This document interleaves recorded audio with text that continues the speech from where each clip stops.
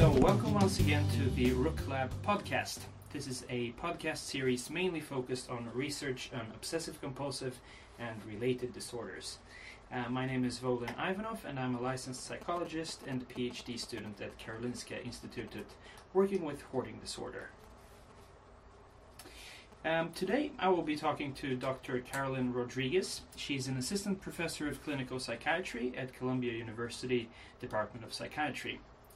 Dr. Rodriguez's research is focused on developing novel treatment strategies for OCD and hoarding disorder.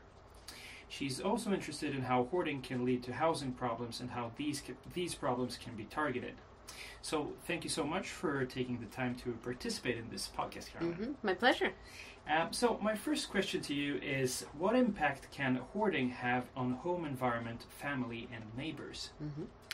This is a great question. So we know that the impact of hoarding can extend beyond the affected individual and relatives in the home. And the behavior really can also put immediate neighbors at risk by creating fire hazards due to blocking of fire exits and storage of paper near stoves, pest infestations, or diseases, for example, like rodent-borne hantavirus. All right. And how could hoarding affect housing status? Well, in extreme cases where the individuals are unable to declutter and homes become unsafe, for example, mold growing on walls, things like improper ventilation or damaged heat or cooling systems, and fire hazards, individuals can be evicted. And if these individuals are also estranged from friends and relatives, they may even become homeless. And would you say that it might be possible that people who hoard might be more motivated to participate in treatment if threatened by eviction?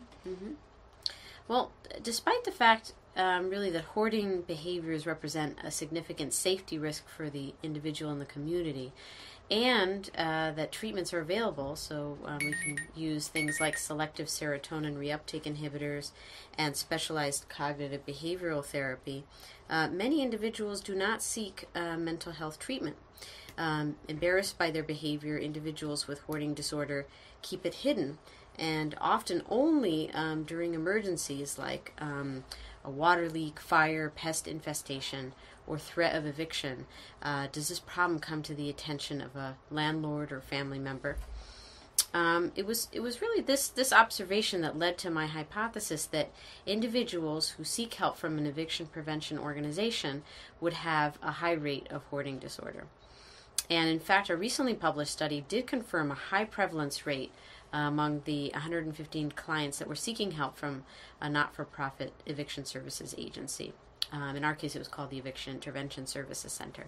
We found that the rate was 22%, which actually was 5 to 10 times greater than the rate of hoarding, which is around 2 to 5% in the general population. These results really suggest that this might be a fertile site, a very good place for identifying individuals at risk. And our new study is looking to connect individuals like this who might be unusually motivated to seek help with treatments and services for hoarding. Thanks. And do you think that the new status of hoarding and the DSM-5 will make it easier for hoarding individuals threatened by eviction to receive help instead of being evicted? I do. Hoarding behaviors, as you know, difficulty discarding, accumulation of large volumes of clutter that are impairing had previously been subsumed under obsessive-compulsive disorder.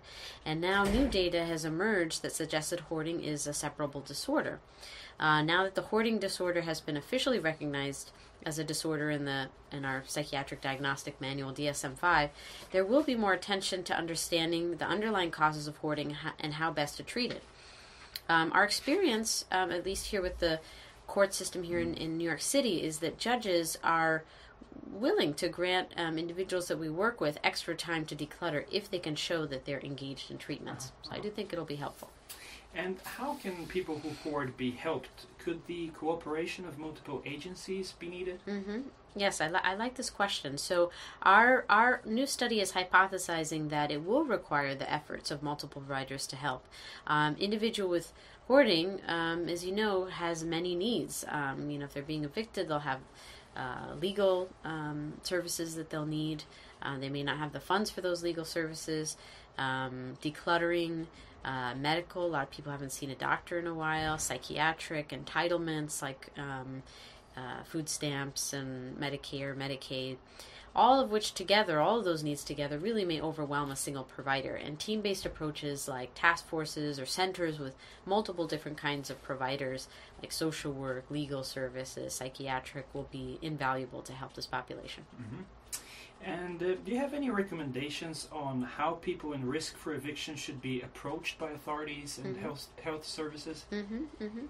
Well, this is a difficult one. Individuals at risk for eviction may have many feelings simultaneously. They might be feeling embarrassed and frightened and anxious, a whole mix. And so I think just approaching the individual as you would with any person in crisis, really establishing rapport is key. So in other words, taking time first to understand their story and how the provider may be of help, even in the context of a crisis situation. And it's also important to respect the pace of the individual is willing to go. So many of these individuals have been very reluctant and avoid help. And so building a safe relationship is the key to really engage these individuals. Mm-hmm. So thank you so much. Really interesting answers that you have given. So I want to thank you for being a part of this podcast, and I also want to thank our listeners for tuning in. And don't forget to follow us on rooklab.com.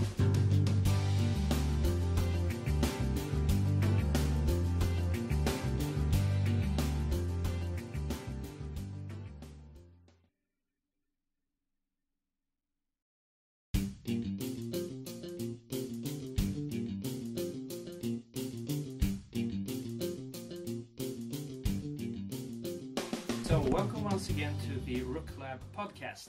This is a podcast series mainly focused on research.